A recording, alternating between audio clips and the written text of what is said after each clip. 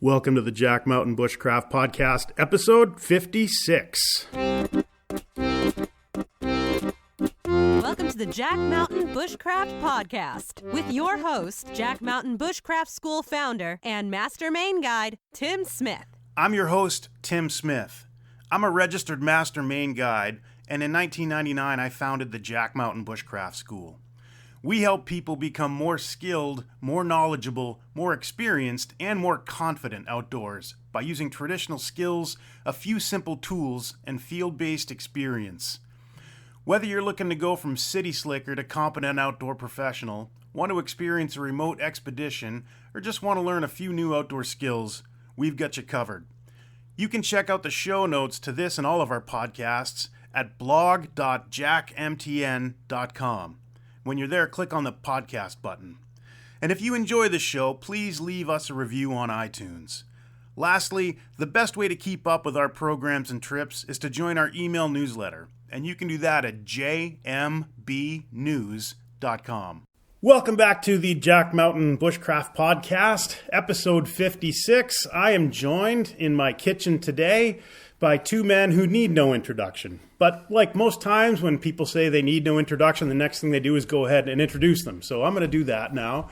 With me again here is Ed Butler, a.k.a. the Working Class Woodsman. How are we today, Ed? Very well. Very good. Awesome. And on the other side of the table, we're joined by Jeff Hatch, Raven Wilderness School out of, is it where in Massachusetts? Williamsburg, Massachusetts. Williamsburg, Massachusetts. Home to, is that Williams College? Williams College is further out in the state, but not too far from Okay. there. Yeah. Awesome. Western Mass, though. Western Massachusetts. Not far from Northampton, Massachusetts. Nice.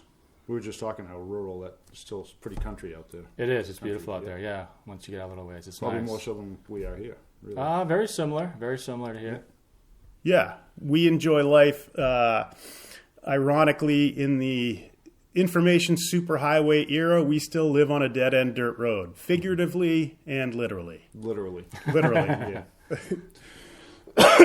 yeah. So we're just going to chat it up today and see what the results are. So you caught your first fish through the ice of the... Officially. Yeah. Officially. Nice. Officially caught, it was probably a 2-pound-ish smallmouth. Caught it on a Randy rod out on an undisclosed location. You should never disclose or give a fake. Yeah, it's funny because all the way, we walked quite a ways across the ice, but, you know, I felt a little overdressed.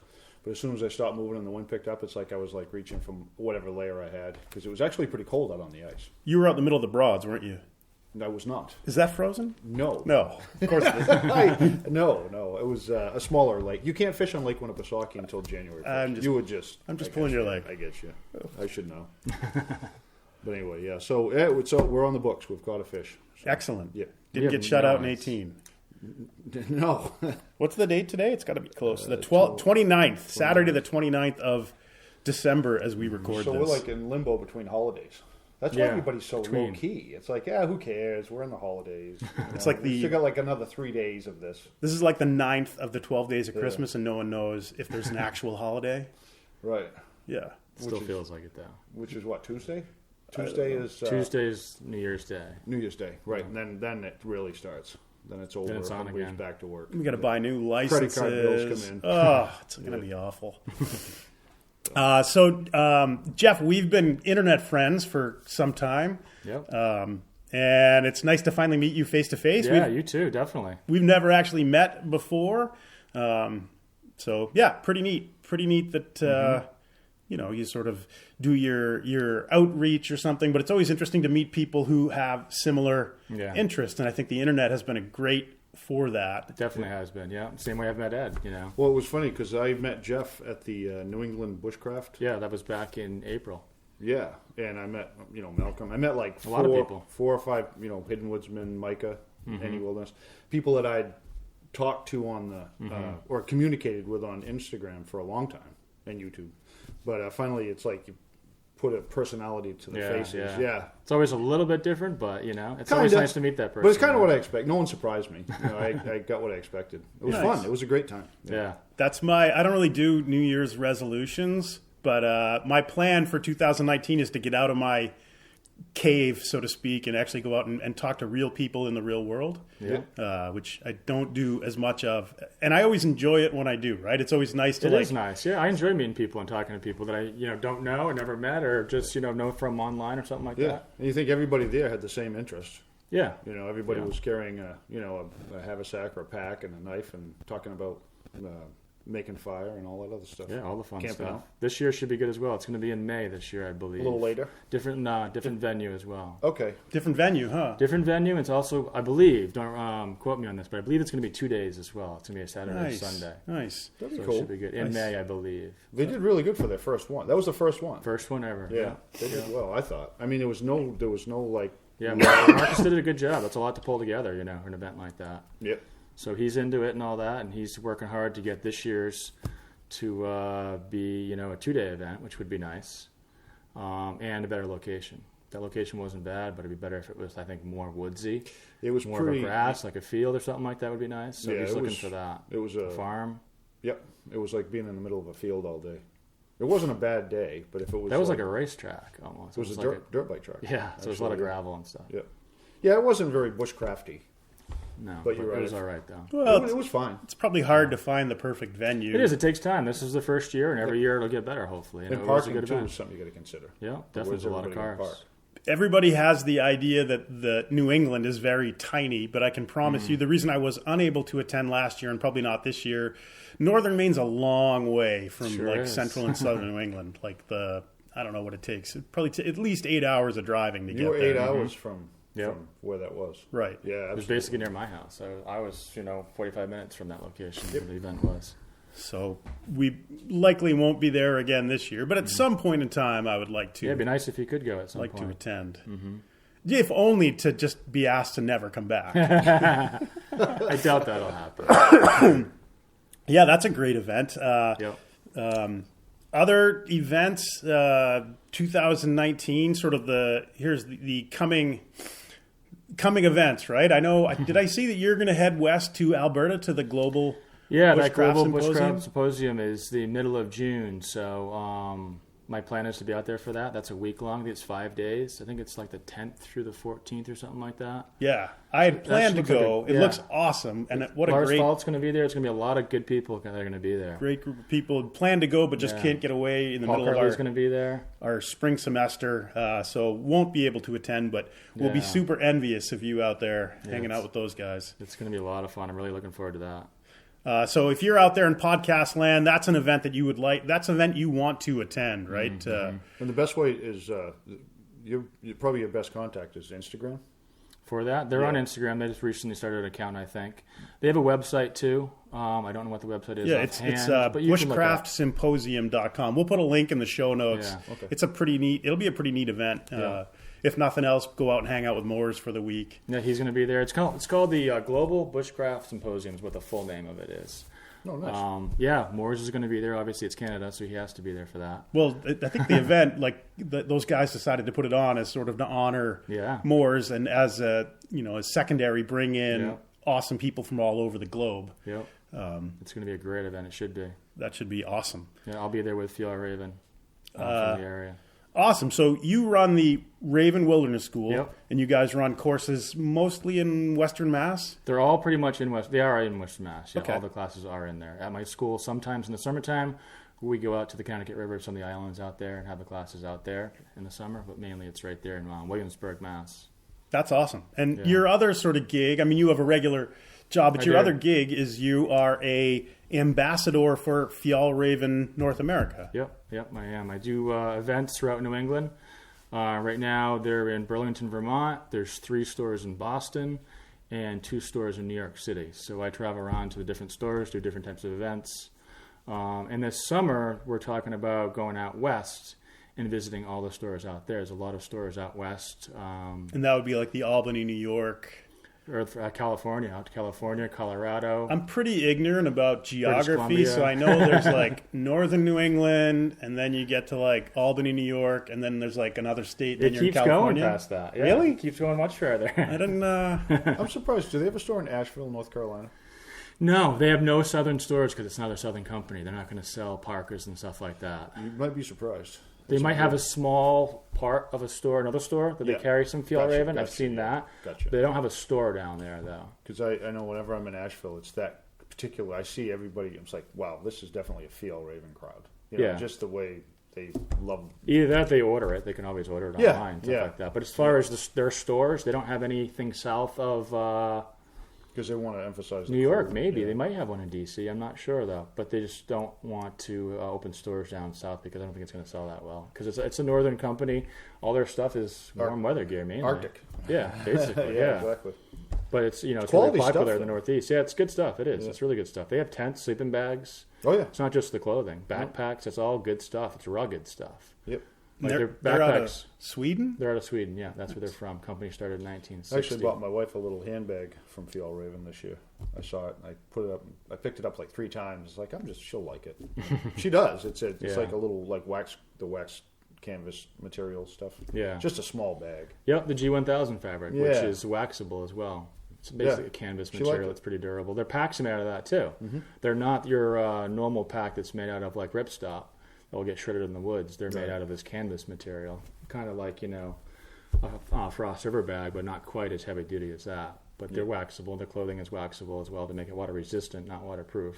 Nice. So it's good. It's something that helps out. It's not. No, it's good stuff. Yeah, it is. How did you, if you don't mind me asking, how did you get hooked up with that? I'm sure there are a lot of our 11 listeners out there, I'm sure a young person, would be very interested in following similar footsteps and working with brands online. And I'm just curious if you have any advice for a young guy or gal who's, say, interested in helping to promote certain brands. Mm-hmm. Well, how it happened for me, I wasn't really looking for it. I've just been on Instagram for a long time doing the things that I do and advertising my school. So they came to me, the manager of Fjallraven in Burlington, Vermont, called me and asked if I wanted to do an event. This is a couple of years ago at the store. So that's how it actually started, is doing that one event there a couple of years ago. And from there, Boston stores and the New York City stores asked me to do events. And then I got more known in the company from doing this that they wanted me to do more and more with them. So it basically started with that one store. As far as starting something like this, I don't really know exactly. It's just do what you do and do what you love. And well, that's good advice, because you weren't trying. No, I wasn't trying for it. Yeah, you were just doing your thing, and someone caught on, which I think is something people you need to kind of think about. Like trying to overachieve all the time doesn't necessarily. Yeah. And I use this stuff anyways. I was using their products before I was asked to do the first event. I was using their packs and their all their clothing and stuff. So it worked well for me, and I thought it would be a good event to do to promote my school. So the first event was great. Out there at the store in Burlington, you can go right on the street to there, Church Street. It's wide open. There's no cars. So you can set up whatever you want, tents out there and tables. So it's a really good event, and that went well, and it's been going great since then. That's super cool. Yeah, it's good. And I love stories like that where it's like, someone authentic. You're not a Kardashian, right? You weren't like, wow, taking pictures. I'm working towards that. But my point being, like, you were authentically engaged in doing that thing, and they found you. And I think stories like that are like, those are the success stories in my mind, as opposed to like, I think we'd be not being honest if we didn't say that there are people out there that only do certain things just for the photo, right? They do, and they take a lot of photos from other people. I've had that happen a lot from me. People will take my photos, post them on their Instagram to try to make their Instagram more popular and just not give me any credit or anything like that. Yeah. But somebody sees that because everybody on there pretty much knows me, and they'll report it to me or somebody else. But they'll do that stuff, and they'll try to raise their popularity and then try to get ambassadorships and stuff like that. But it's just... It is funny whatever, the whole social media works. It's a double-edged sword, for sure, you know? It is disheartening, though, whenever we've been plagiarized. I think every type of media that we've generated has been plagiarized, and it's always depressing. But I always think that it's so short-sighted of the people that do the stealing.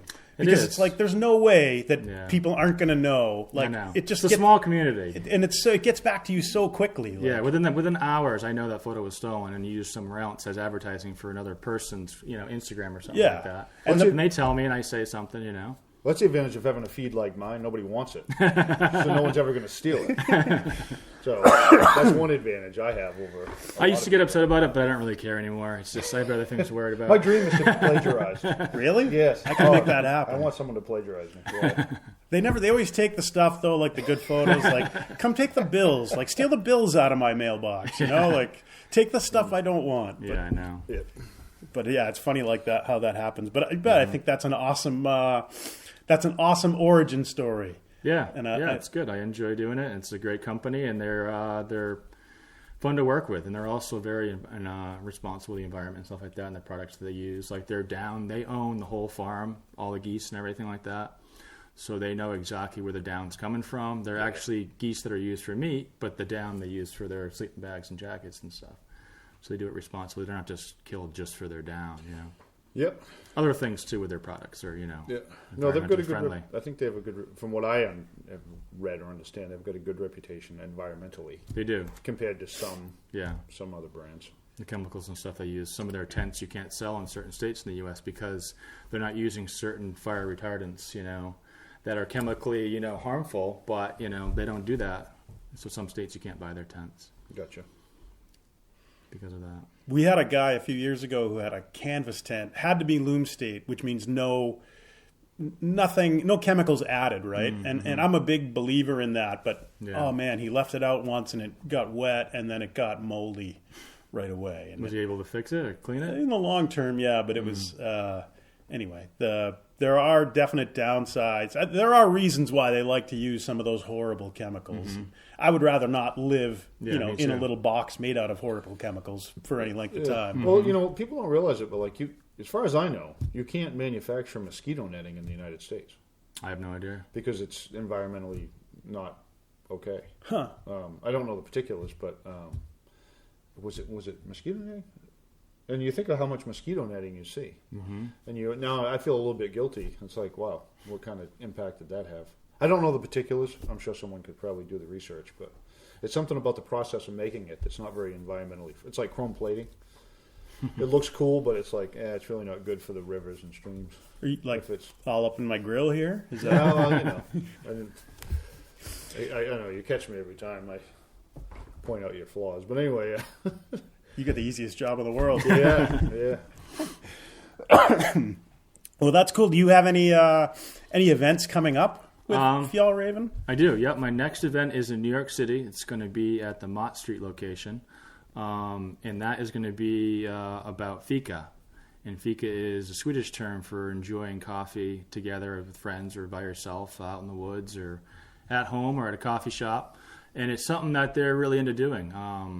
So that's what this is going to be about. We're going to be talking about brewing coffee outdoors and how we do it. Nice. Yeah, so it should be a lot of fun. They're going to have some treats and stuff there. So that's going to be January 12th. I forget the times, but it's going to be January 12th in New York City.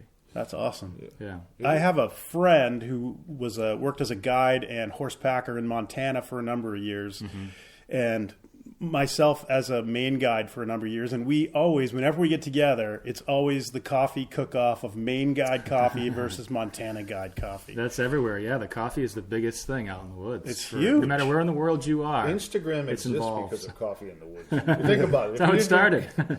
If you think about it, that's what got you out in that. Yeah, So many people that's the raison d'etre of a day is like, let's go make some coffee in the woods. exactly. But It's the awesome. Swedish have a It's word awesome. for it. We don't have a word for it. They have a word for it they've been using for a long time. Fika. F-I-K-I. Fika. Like Tika, the gun. Kinda. Fika. That's awesome. Yeah, that's a I did great- not know that. Yeah, so that's what this event's going to be about. It should be fun. Yeah. Coffee's fun, so this will be good. Yeah, and no one, I mean, the beauty of serving coffee in an event like that, no one's falling asleep on you. No, wide You're- awake. If you're force feeding them caffeine, they're going to be awake the whole time. Yeah, and hopefully they'll be shopping as well. You know, that's the whole idea. We promote their brand and promote my school as well. Now, I know you don't want to divulge any of your trade secrets, but you make a specific coffee called Dynamite. Oh, Black Dynamite, yes. Black Dynamite. I tried to replicate that. Really? I fail horribly. I don't think because I don't use sugar. There's no sugar in Black Dynamite. No. So Black Dynamite it? is a type of coffee we make on expeditions. Yeah. Like the longer the expedition, the more we tend to use it. And essentially we will cold brew coffee overnight with river water and then just bring it to a boil in the morning. So what we do is we get a more robust flavor with fewer grounds. So, for example, if we're on like a 4-week trip, and I've had trips where we're like, we only got 50 miles to go. Last day, we're out of coffee, and everybody's like, let's paddle like hell. Let's get out of here.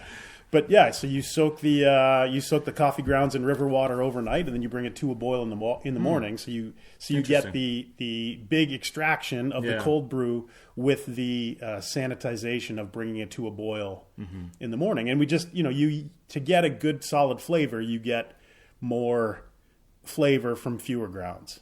So if you're starting to run low, it's a good way to economize on the grounds. Well, I love the cold brew coffee thing. That's good. Stuff is phenomenal. Yeah. But what was the stuff you made? I thought you made something last spring. We were pretty jacked up. The Cuban coffee.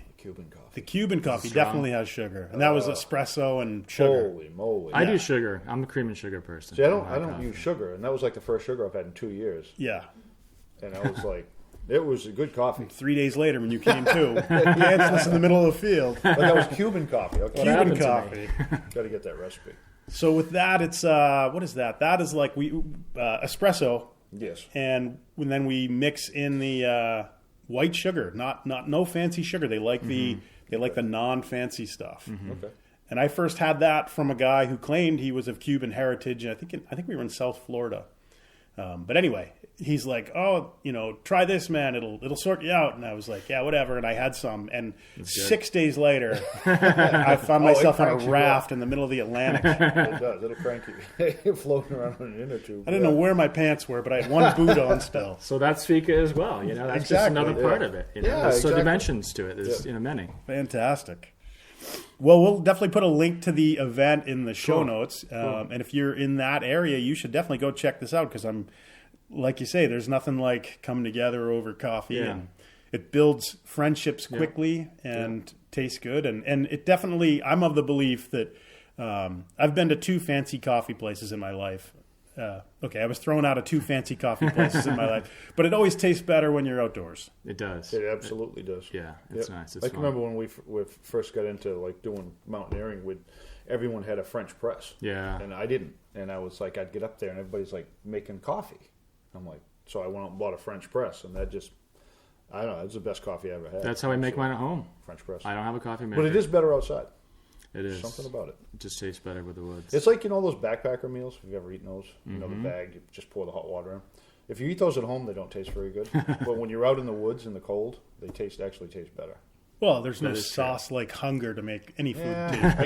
I guess, but it's they taste. Everything's better outside. I've had people compliment my cooking on trips who would probably not even let it within 6 feet of their mouth if we were at home. Just for the record, I've never complimented you on your cooking. No. Yeah. Okay. I mean, my fashion sense, yes. Yeah, but cooking, no. Tim has, your wardrobe. We won't get into that, though. A gym bag. Socks and T-shirts. I do purchase a lot of socks and T-shirts. You have a lot of socks. Yeah. Dry feet are good. Yeah. It's cheaper to throw them away than wash them. It's getting there. If you can get 10 pairs of socks for $5, laundry's expensive. It is. So, anyway. So we got that going for us. Have you found, Jeff, that as a result of doing the events with Fjallraven, that you've seen an uptick in interest in your school? I have, yeah, definitely. I meet people at these events, and they're interested in classes, and obviously not all of them will take a class, but I get a few of them that come out and take classes. Also, I've noticed on my website, too, I get a lot more hits on my website because I advertise my website with business cards and stuff like that. Mm-hmm. So I can track how much, traction I'm getting from events and stuff that way. But I definitely get some classes from it. I also see students at some of these events that I've been doing it for a couple of years that took a class. Like at my last event in New York, there was a guy that was there. He took a class 3 months ago, and he was there, came to see me at the event like that, wanted to talk about axes because he wanted to buy one at that time. That was his time to buy an axe. So it's cool to see students that have taken classes at some of the events. And I've met a lot of cool people, too, not just students, a lot of cool people. Nice. That's through awesome. These events that live in surrounding areas of Vermont or Boston or New York City. That's great because it's right in your... you're just a hop, skip, and a jump up the road from New York, so it's kind of right in your wheelhouse, and that's fantastic. I'm right in the middle between New York City and Burlington, Vermont. It's 3 hours in each direction, so that's not bad. Kind of central between those places. Yeah. Boston too. Boston's like 2 hours. What's like a typical? You say classes. what's typical of like what you do or whatever? As far as like I want to book a class with you. And you have like different entry. I have about 6 classes I think right now, and 3 of them are just your basic wilderness skills classes. One's a beginner class. That's a 1-day class. Next one's going to be an intermediate class, which is 2 days, so that's an overnight. We get more involved, obviously, in 2 days with things because you have more time. Mm-hmm. And after that, there's another 2-day class. It's an advanced class, wilderness skills class. So basically, each one just works on the next one. So a student will start with the basic class, take that for 1 day, get some basic skills, come back for an intermediate class, and further those skills from there, plus learn a few new things. And the last class would be the advanced class. So I have those 3. And then from there, I have a couple other classes that I mix around, depending on the season and stuff like that. I have a winter wilderness skills class this winter.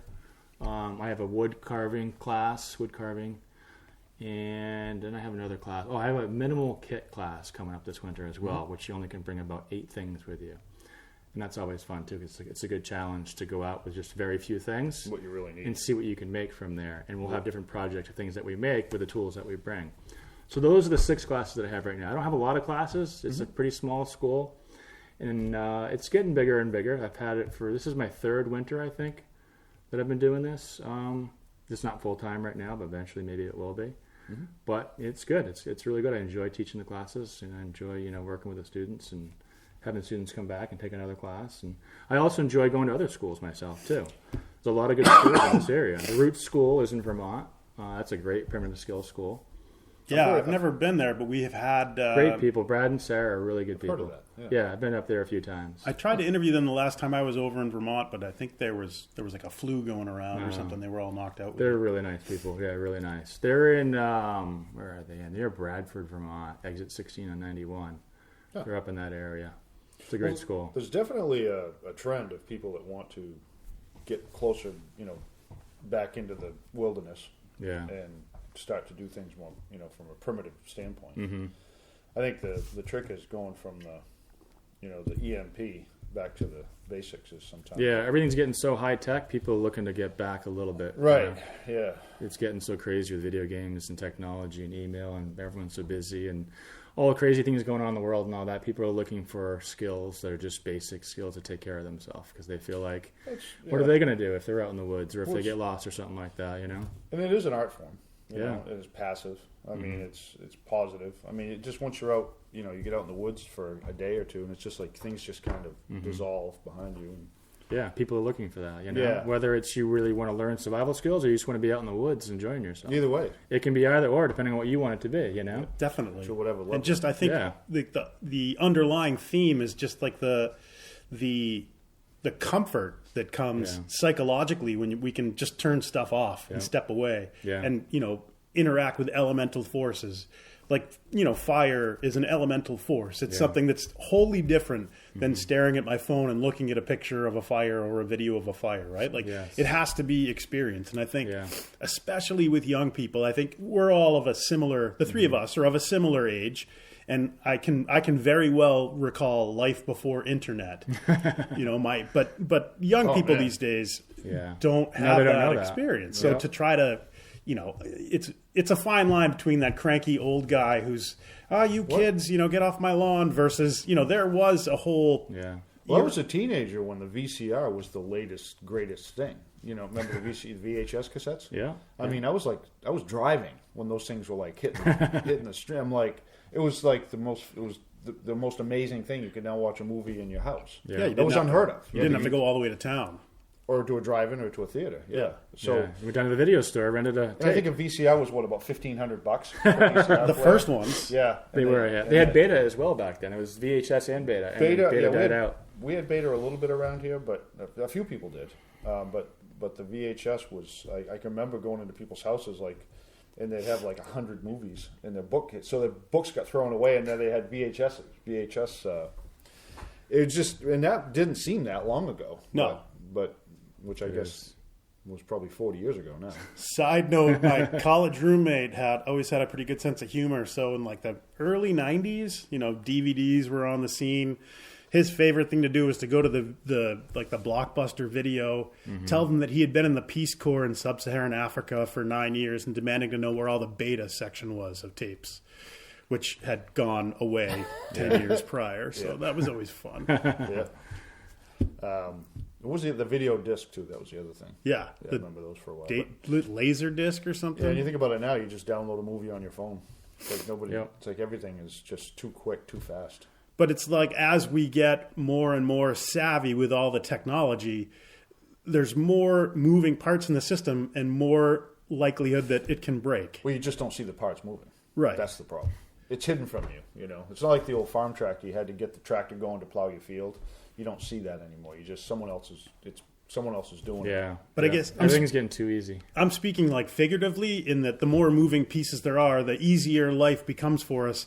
You're one snowstorm away from all that stuff stopping to work. And that's the reason why I think it's awesome that you get people to come out and, there's a whole, yes, there is the huge culture online of you can learn stuff on YouTube and or whatever. But I will make the case that that's information and that's a different animal than education. And when you go and take a course, like if I were to come to your school and take a course, education is where you're invested in the student's invested in the instructor, and they both have an outcome they're trying to achieve. Yeah. Whereas information is kind of sitting back passively watching some guy on the other side of the world like, here's how I shoot a dingo, mate, or whatever. Yeah. And it's just different. So I think that the future for education is hugely bright because people don't necessarily get what they're looking for when they just go and consume information online. You only can get so much too, and I have students that have come out to my classes who say, I've been watching YouTube, videos on this and that, and I've learned a little bit, but now it's time for me to get out in the woods and actually, apply this and see what I really know and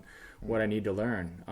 Because it only takes you so far, because you can watch these videos, you can practice stuff, but it's not the same as going out and being with somebody right there in front of you and doing a bow drill fire, Definitely. And harvesting the materials all from the land and getting that fire. By the end of the day, hopefully you have a coal, It's a lot different just looking at it on YouTube because they don't usually go through everything. Maybe some of the videos do, but still it's a lot different to actually being there most in the people woods, edit. doing it. It took 3 days to get this fire going, but it's a 6-minute video. Yeah. But it took them 3 days to actually make the fire. But it gets people a little motivated, I think, sometimes in some circumstances. It gets it gets them motivated to learn this skill. Okay, now I've watched these videos. I feel like I want to do this. I practiced a little bit. I don't know what I'm doing. It hasn't worked for me. I'm going to take a class, and take the next step. But it was like maybe YouTube that got them pointed in that direction. Or whatever. Sometimes it is. Yeah.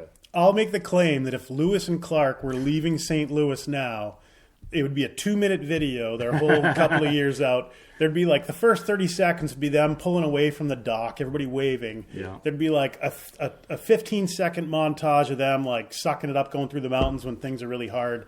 And then the end of the video is them showing out the Pacific and high-fiving each other. Yeah. Right? But 2 minutes later. If we've ever seen, if you understand all the trials and tribulations, that I think that's what, when you said people have the edit, I think that's what's kind of glossed over is that the journey, the challenges of the journey are sort of what is glossed over. Yeah. And there's kind of a metaphor there a little bit. I don't know what it is, but there is one. Right? Probably is. Probably, yeah. But it's kind of funny. You were talking about not seeing the machine or whatever. And I always had an analogy for that, like in mountain climbing, when you see people rock climbing and they're going up this sheer cliff and they're putting all these different pieces of protection in. Everybody says, "Wow, that looks really dangerous." But then you'll see them rappelling. And say, oh, well, it's just rappelling. That's safe. But I've done both. Yeah, I used to be an ice climber. Yeah. Realistically, okay, yeah. So you get it.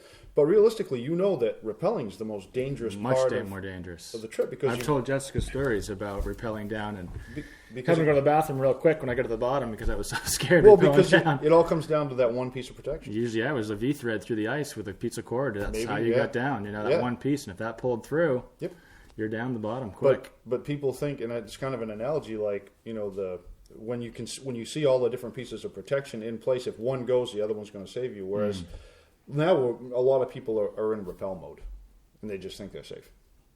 Kind of they think they're safe, but there are still lots of like pieces. You say, when it breaks, it's over. Right. Yeah, but there's a lot of.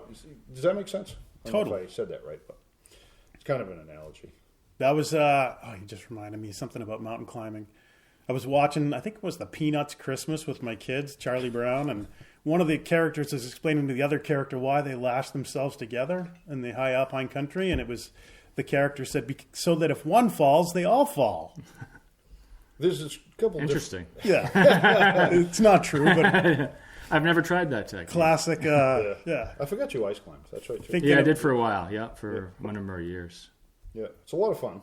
Yeah, I enjoyed it. It was fun. But I'm not looking to do it anymore. Yeah, it's super dangerous. It's adrenaline rush, but it's I don't know. I just don't do it anymore now. No, it's I've other things I'd rather do. It's an ordeal. Yeah, it's an ordeal. I'd rather canoe down a river. It's a lot safer. Well, it can be, but Well, ice climbing is dangerous. I don't think it's about being dangerous. safer. It's just the ordeal. It's everything. It's more relaxing. Yeah.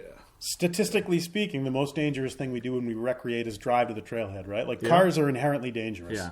And Statistically. I read something. This person was, they were big into bicycling and they were angry about all the, you can't go biking without a helmet. And their take was that statistically cars are more dangerous than bikes. So until people start wearing helmets inside of cars, take your advice and shove it. So, which I thought was pretty interesting. We all have our little thing with bones to pick about when people try to regulate what we do. Yeah. Anyway, but we talk a lot about on our programs the idea of actual danger versus perceived danger. So, the idea of on a roller coaster, everybody screams because it feels like you're going to die. But statistically, you're super, super safe. And just the idea of, and ice climbing has a lot of perceived danger and actual danger. Inherent danger. Inherent. Is that what I said? Well, no. I don't know what I meant. No, go ahead. Keep going. But my point about canoeing is we always have to make the point like, hey, if you flip a boat and you get pinned between that boat and a rock, like you're going to die. We can't turn the river off. There's very little perceived danger often, but the actual danger is immense. And I think that's a good, with a lot of, there are certain things you can do as an instructor, as a guide. How do you take a inherently dangerous situation and make it safe for your students, your clients, whoever? And, at the end of the day, there's just certain things that you can't make safe. And especially in 2018, giant 4-page legal releases and all this stuff, like try to go whitewater rafting or something without signing your life away. And just the idea that... well, you have to tell them you expect to die in order to get in the raft. I tell them I not only expect to die, I plan to die. Objective hazard was what I was trying to... There's a lot of objective hazards in ice climbing that you have no control over. Right. Falling ice. The ice changes throughout the day, too. That you can't... Right. Waterfalls. It warms up. Hydraulics. I've been on some climbs where I was, climbing up after the lead guy. When the lead guy put the screw in, it was nice and solid. By the time I got up to it a couple hours later, it pulls right out. Because the sun is shining on it, heats it up, and just pulls right out. And same like with when you get into the more aggressive rivers, there are just objective hazards you don't have any control over. Right. To some extent. And similarly, those will change based on water level, based on season.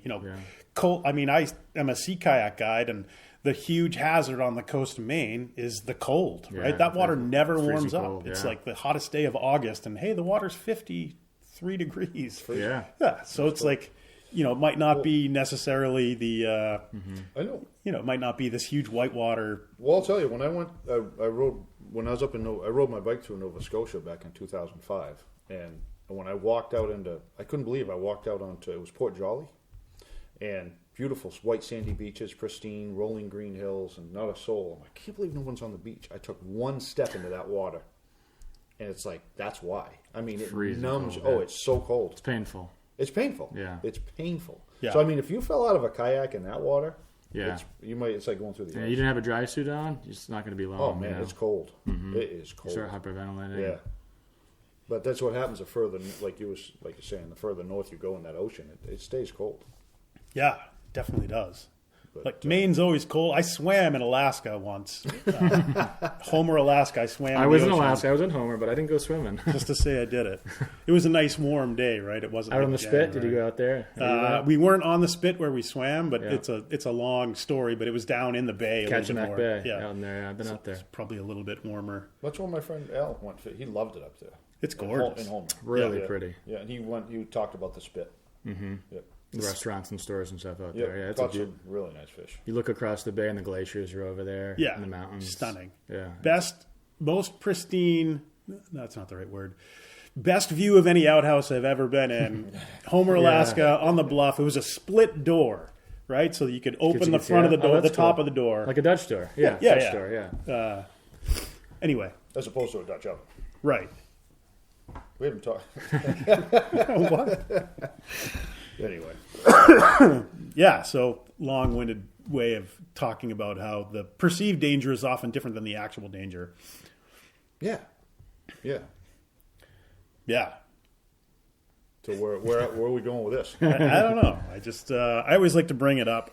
So one of my big things for 2019 is going to be to spend, for me personally, less time on, say, social media and working on those aspects of marketing for Jack Mountain, and more on things that I can have more control on, right? So more like email, things like that. And I'm just curious. I know that both of you two guys are well invested, as am I, in the whole idea of social media. Yeah. So, and I know we all know the benefits of what that can do, and I think we discussed that when we talked about your experiences with Fjallraven. And I'm just curious if you guys have ever had anything negative occur, or as a result of social media. Nothing for me. Nothing drastic. I mean, I've had a couple of trolls. What you're going to get. I mean, and I don't take it personal, but Yeah. I mean, I haven't had any. I've heard horror stories of Yeah. like people's accounts. Well, That happened in my account Yeah. once. Yeah, Yeah. it was stolen. My account, I had no control over it, but I eventually got that back. Another thing that happens quite often is, photos are stolen. People will take them, post them on their page as it's their photo, and they did this, whatever it might be, and get credit for it. But we were talking earlier, it's a small community, and usually that gets found out pretty quickly. But nothing too major, though. As far as downsides, I would say the biggest thing is just being on your phone. That's the biggest downside. It's being on your phone a lot. Time suck. Yeah, to be on there and to post photos and advertise what you're doing. I do a lot of stuff for Fjallraven on there, Like I said, it's a double-edged sword because if you don't do it, then, you're not advertising what you do and where you're going and all that and the events that you're going to be at. And if you do it, you're on the phone a lot, It's still a phone. Yeah, and I've somehow, I'm guilty of that as much as anybody, spending too much time on the phone. Yeah. But, and then sometimes, when you're out, like today I was ice fishing, it's like, I just didn't really, I think I posted one picture or whatever, but I do find myself sometimes, it's like, why am I out here? Am I out here to go fishing or post pictures? Yeah. You know what I mean? So then you kind of You got to stop off yourself from going outside just to take photos. So I'm constantly questioning my motives when it comes to social media, and I just do it because I love the tradition. I like seeing, like, if you go ice climbing, I want to see pictures. And I'm not trying to be like Mr. Negative or Mr. Wet Blanket. I'm just honestly curious. Yeah. Because I'm trying to find that space where it's how to operate in that world but not have it own me. That's I don't know. That's a balance. It's a tough one, for sure. One thing you could do is have somebody else do it for you, but then it's not you doing it, and it's not you showing what you want to show exactly. It might not be perceived the way you want to be perceived, So it's kind of hard for companies to do that. Major companies obviously have to do that. They can't do it themselves. But if I ever get to the point where I have to have someone else run my Instagram account, I don't know. I don't really see that being a problem.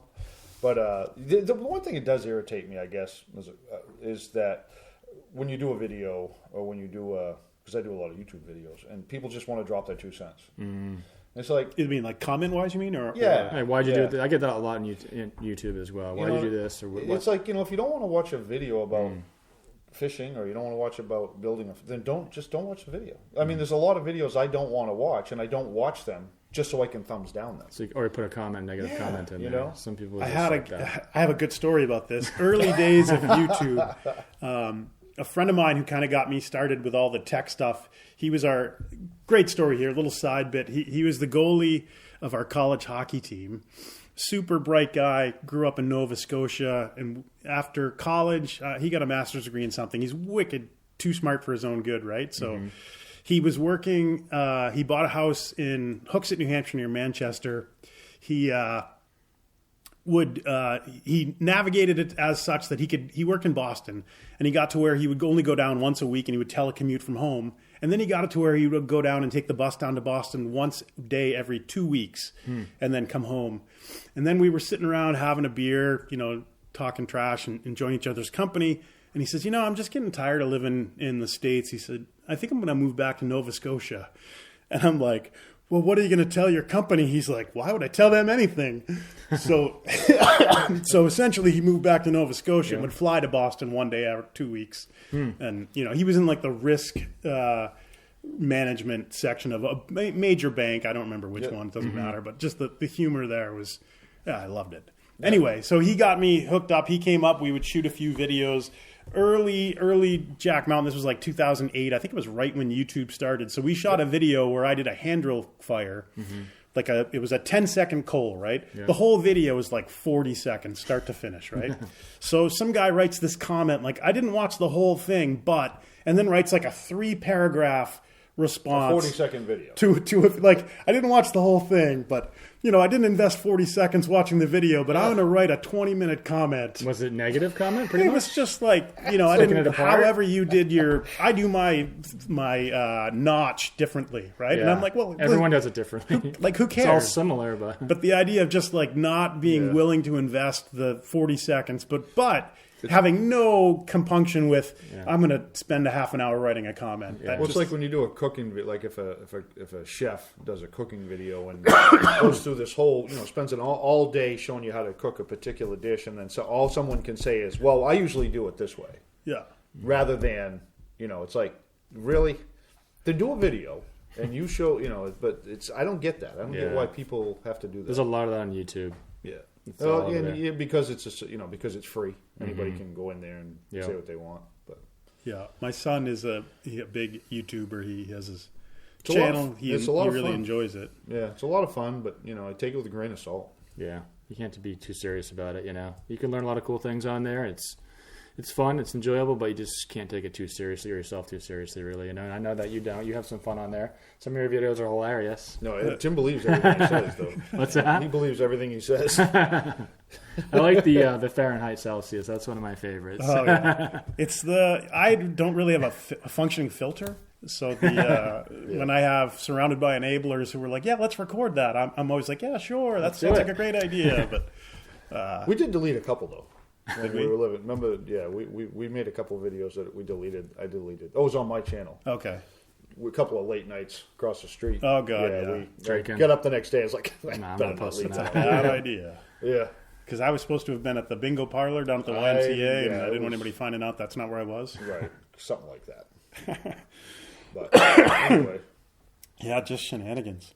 So I don't know. It's the whole social media thing. It can be very positive if you use it that way. Yeah. You just gotta, I guess, put up with some of the foolishness of it as well. Yeah, and just don't let it bother you, and just keep going. So one of the things that I'm doing this year, working with some of our long-term students, it basically is a business mentor to them, right? Like they want to start schools, they want to start outdoor businesses, and I try to guide them on the best route that they could take to get there to the best of my ability. So if you were giving advice, young guy, just starting out, wanting to make a name for himself, if you had to give him that advice, what would that advice be? I would say just do what you really love and just continue to learn as well, because we're always still learning, We have the skills that we have, but there's always things that we can still learn. So I would say just be true to what you really care about, what you want to learn, and just continue to learn yourself and don't act like you know everything, Because nobody does. None of us are real experts. There's still something else to learn, always. Yeah, and like you said it pretty much, but do what you want to do. Yeah, what makes you happy. What your passion is. Because if you're doing something like, I think it would be pretty easy to get burned out doing reviews and demonstrations of products. Yeah, I couldn't do that. Whereas like, and I do it occasionally, if I'm putting in a doorknob, it's like, do a video. Just because I'm doing the doorknob. It's like, I'm not going to specifically go out there and show somebody how to install drapes or something, blinds or something like that. I wish you would. Yeah, I wish I knew how. But, but if it's something like I love to fish, I love to hunt, I love to be outside or whatever, I love doing those videos, so I'm not forcing myself to do the video. But like if you're going to try to make a presence on any kind of social media, regardless what the venue is, just make sure you're doing what you really want to do. Yeah, and if you are happy about what you're doing, then you're like in your case, whereas you're out doing your Instagram, just doing what you normally do, and somebody at Feel even said, well, this guy's really, this is what he wants to do. That's why whereas you weren't out like just pretending to be somebody you weren't, let's say. Yeah, and going after these companies looking for Yeah, some exactly. kind of sponsorship. You were just doing like your own thing, and somebody found you. Yeah, You know. that's what made it work. Yeah. I guess Yeah. just doing what I love. And that's continue how I do it. I just do what I like to do, and I go out with friends and enjoy myself out there a lot as well, and teach classes and talk to interesting people. It is funny because like when I've hung out with Micah a couple of times since the Bushcraft show, we went down and did a camp out, and I met a couple other folks, and they're all pretty much everyone's on the same page. It's like just kind of out here to hang out and have a good time, and that's what it's all about. Yeah, really. Don't get yourself too worked up about it. People try to go after things. They want all the fame from Instagram or this or that. Because now it's changed quite a bit since 5 years ago. Now there's people that are getting famous from it. Not necessarily in in bushcraft, but maybe like in clothes or makeup or something like that. Some of these people are making a lot of money doing this, and they're driving themselves crazy trying to get to that point. Yeah, and the thing is, YouTube now especially is so big. Like I figure, maybe 0.5% of the people that are on YouTube are even looking for the stuff that I actually do. So if I got it's just so ridiculous how many videos get uploaded every week and how many people are doing. Here's the thing I learned. Like I could catch a really nice fish on Lake Winnipesaukee and do a video, and the next video down, a guy catches a 40-pound lake trout in Alaska. It's like, you know what I mean? It's like it's been done. Yeah. It's like it's all been done. Everybody, it's just so don't think you're going to be like the next greatest thing on YouTube. But there are some exceptions to that. There are some people that just come in and get 1 million subs. Yeah. I would say like your original question is I would just say just be original, do what you love, do what you're passionate about, and enjoy it, Enjoy the whole process as much as you can, and don't get so worked up about small things, just keep going. Yeah, and yeah, exactly. Yep. Yeah, I would agree wholeheartedly with that, because I think the conversation in many ways has been taken over by vanity metrics. People who I'm better than you because I have more likes or subscribers or this or that. And thankfully, I think that those metrics, I think people get it now that none of that matters. No. Yeah. But do they have like a vanity SAE version? Because I don't do metrics. I never got to that. Was it Vanity Imperials? Kilos and stuff. Yeah. No. Yeah. Pounds and ounces. Hello, rest of the world out there that are on the metric system. We here in America, we've discovered this thing called the imperial system, and it's time to get on board. Drop that silly metric stuff. No one, what's a kilogram? Nobody knows. Easy. Metrics are too easy. How big is a yard? What's a meter? No one knows. No one cares. A yard is 3 feet. You know what a foot is? It's the length of your foot. So I can determine that. So rest of the world, time to get on board. Ditch the silly metric system. Yeah, but you're still on the rods and chains method. Yeah. Yeah. Really the Gunter's old chain. stones. That's how Tim figures his distance. That was a few chains on I get it all figured out. Apparently the portage trails in Minnesota are all labeled by how many rods and chains they are. Really? In the boundary waters. Wow. Well, Gunter's chain is what, 66 feet? Is it? I thought it was 13 70. paces? Yeah. I think it's 66. You should know that. Is it Bob Gunter or Lou? Whose chain are we talking? Arlo. Oh, really? Yeah. Hello, Gunter. Yeah. Yeah.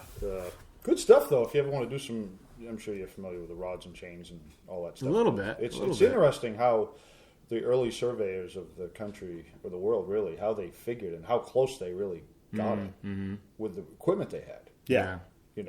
Like primitive equipment. Yeah. Like a Gunter's chain. It's like pretty impressive. I think so. Well, old guy uses the same tools his whole life. He's going to know what he's doing. And if one guy's doing the whole thing, you can't screw it up. Right. And this is what we're going by. Right. But what about like George Everest when he discovered, Mount Everest? It's like he nailed it to like within a quarter of an inch. Really? Pretty amazing, yeah. I mean, I think there's math there. You didn't That is amazing. Yeah, there's definitely math. He didn't climb up with a chain. Like, we got another chain length. Let's keep going up. I mean, you can kind of stand back and measure. Yeah. Yeah. But like those old guys, they would measure the heights of the mountains and if you get into it, how far the moon is from the Earth and the circumference of the Earth. They did it with like trigonometry and yeah. I was not involved in that. No.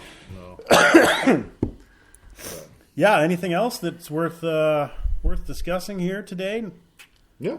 No, I think we. Cool. Well, I think that was all great advice that you guys gave to the aspiring stars of tomorrow out there. Be yourself. Yep. Do what you love to do. Don't worry about vanity metrics and, But learn metrics. Learn metrics, but discard the metric system. Exactly. Yeah. So, and when's your next event, you said? January 12th is my next event in New York City, Soho. It's going to be at the Mott Street location. There's 2 stores in New York City. This one's going to be on Mott Street. The other location is Green Street. This is going to be at Mott Street. And then also on my website, which is ravenwildernesschool.com, I post the events on there on the homepage. The dates and stuff are all on there for upcoming events or whatever else is going on. And that's about it for events. We talked about the New England Bushcraft Show, which we're probably going to be in May. And they have a website as well, which I think is newenglandbushcraft.org, I believe. Well, it'll be in the show notes. So if you're curious about any of these links, just go back to the blog.jackmtn.com, click the podcast button, and you'll find this is episode 56, and you'll have links to that so you don't have to remember or write any of this stuff down. Yeah, perfect. Also, the Global Bushcraft Symposium as well is the other event that's going to happen in 2019, which is in June. Yeah, it'll be in pretty busy May and June. Huh? Yeah. Yep, for sure. Well, that'll be great. Yep, newenglandbushcraft.org.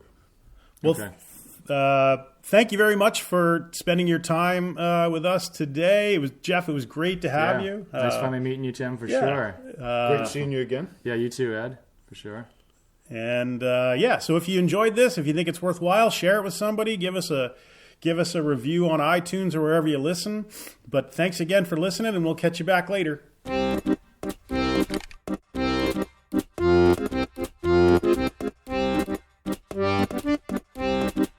You have been listening to the Jack Mountain Bushcraft Podcast. For more information on our professional wilderness guide training programs that are college accredited and GI Bill approved, visit us on the web at jackmtn.com.